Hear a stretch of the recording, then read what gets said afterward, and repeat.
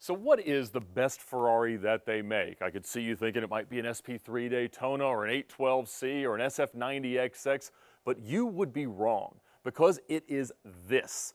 They've made 2+2 front-engine V12 cars for a long time, and this is the best one that they've ever done. It is my 2017 Ferrari GTC4 Lusso. It has the V12. They did make a turbocharged 8-cylinder version, but this is the one to have. So let's take it for a drive, and I'll show you just why it is so amazing, so special, and also why it's on the chopping block.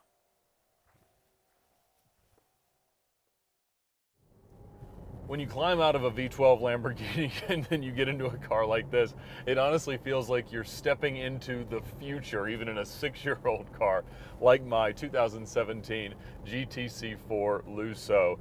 Now, my first 2+2 Ferrari ownership experience was actually back in the supercar rental days, the exotic car rental company that I started from my dorm room at Georgia Tech. I had a 612 Scaglietti that I bought primarily for a single client that lived overseas but came to the US a lot, and that was the car that he wanted. And you know, instinctively, that's not the Ferrari that you go for. It's not the one that they make posters of and things like that. But I fell in love with that car. It was Bordeaux Ponte Vecchio over Cuyo. It was such a gorgeous, gorgeous spec, and put a lot of miles on it, and ended up, it was the last car that I sold after I had sold the customer base of the business off and then was liquidating the inventory as I went to work at Lamborghini Atlanta. And there is something phenomenally useful about a V12 wonderful car that's got a back seat. And this one, because of the shooting brake design, the higher rear roof line, actually has a back seat that I can fit in. Now, somebody would have to scoot the seat up a good bit, but it is a really, really practical car. The room that you've got behind the rear seats as a trunk or whatever you want to call it is super spacious. You can put anything back there. And so I've used this car honestly more than I want to. And that sounds ridiculous to say, but it is so comfortable, so easy, and so approachable that I end up driving it when I want to drive my Mercedes, but I'm just not up for it. And so the real reason that I'm selling this car, no reserve on Sotheby's Motorsport, is just to get it out of the way and stop distracting me from the cars that I bought to drive. And so that's a really, really terrible logic. But it is the one I'm going to cling to, and it is why this car is going to go, for whatever the bid ends up at, to the next home. But I bought this car as a replacement for the R8, which was kind of the perfect entry supercar, the perfect only car, whatever. But honestly, this is better. I had done kind of a back and forth discussion and video series with Trevin from Sway about what is the ultimate rally car. And he had actually bought an FF, the predecessor to this car, and I had bought the R8 as for Car Trek 9 and to use for Gold Rush. And I had to concede that even though his car broke all the time, he was right. It was a better car. The R8 was too easy to get bored of. And this is something that, even though it's a little cushy and a little bit more regal than you might expect out of, say, something like a Lamborghini or something like that, you just love it. It is such a comfortable, wonderful, lovely place to be. And I have enjoyed every single mile in it. And it really hasn't been too unhappy. Now, when I bought it from a Buick dealer in Jackson, Mississippi, and the owner of that dealership had bought it from, I guess, an auction or something like that, thinking he wanted to own a Ferrari, and he never really ended up driving it. So it sat in their showroom for a year.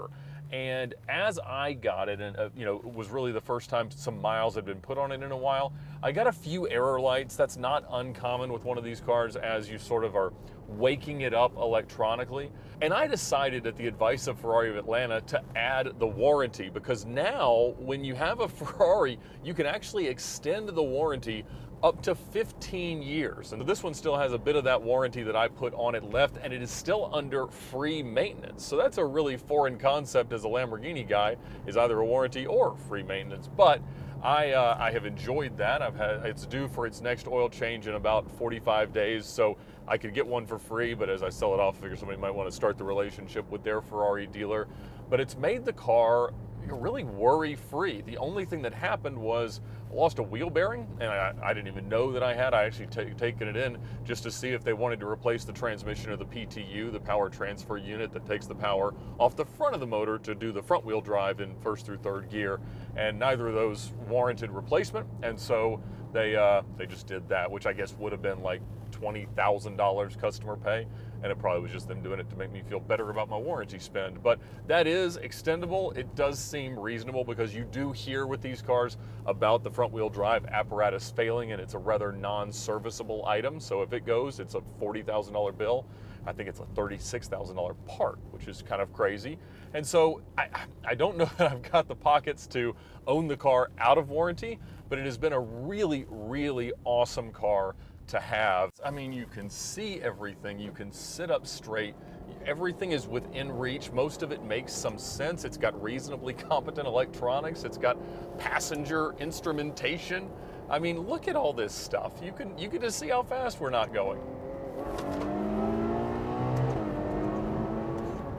A car this comfortable should not make a noise like that and go like this, but the Lusso is a really, really special car to be in. I think Ferrari only sold worldwide about 2,500 with the V12 because a year after this car came out in 2018, they started to offer the Lusso T, which is the turbocharged 8-cylinder. And by a lot of performance criteria, largely due to the lighter weight and the forced induction, those cars are quicker, but you have to have the sound. It's such a part of the Ferrari experience. It just makes it all make sense. And so I love the way that this car drives. I love the way this car sounds, and I just love it a little bit too much, as it turns out.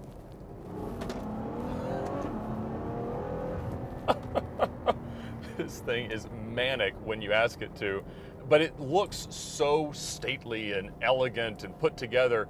The composure that the car exudes versus the composure of the car when you really romp on it, and the grip that you've got and the capability that it has is a total dichotomy. It's like a split personality, and it's one of the best things about the car, because as we make cars more usable, as we make them more approachable, we lose that snarling viciousness that you really do want in a car like this. And so I think it gives you really the best of both worlds. No, it's not a Scud or a Superleggera or an LP640 or a Diablo, but it is still a mean sports car and super duper capable.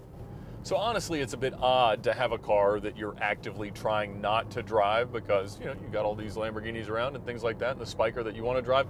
But that's exactly why I'm going to say that the adventure has come to an end. Will I own another 2+2 Ferrari? Absolutely, because I do think they are the best car the brand has ever made, and the best choice as something to actually live with, use, bring along your friends, take on a long distance, do a rally in, something like that. And so it has been a wonderful year with the Lusso, and I am excited to see where the next owner takes it.